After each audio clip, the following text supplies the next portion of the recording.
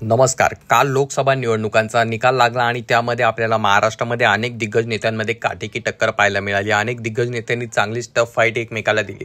परंतु या सर्वांमध्ये जे मुंबईतील उत्तर पश्चिम मतदारसंघातून जे आहे आपल्याला वेगळीच फाईट आपल्याला पाहायला मिळाली. या ठिकाणचा जो निकाल आहे तो अतिशय वेगळा आपल्याला पाहायला मिळाला.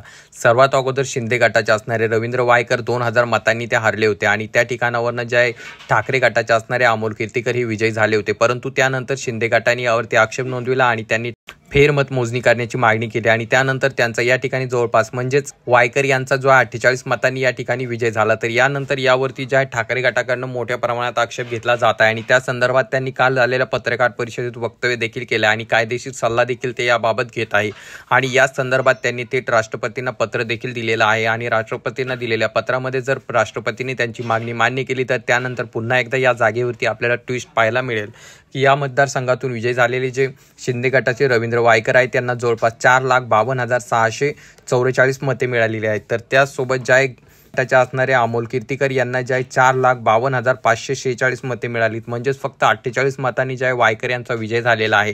तर येत्या काही काळामध्ये या जागेवरती जर पुन्हा एकदा ट्विस्ट झाला किंवा या ठिकाणावरून या जागेवरती ठाकरे गटाकडनं निर्णय देण्यात आला तर पुन्हा एकदा महायुतीची एक जागा कमी होताना आपल्याला पाहायला मिळेल. तर अशाच राजकीय बातम्या अपडेट मिळवण्यासाठी आपल्या चॅनलला सबस्क्राईब करा जर नवीन असाल तर.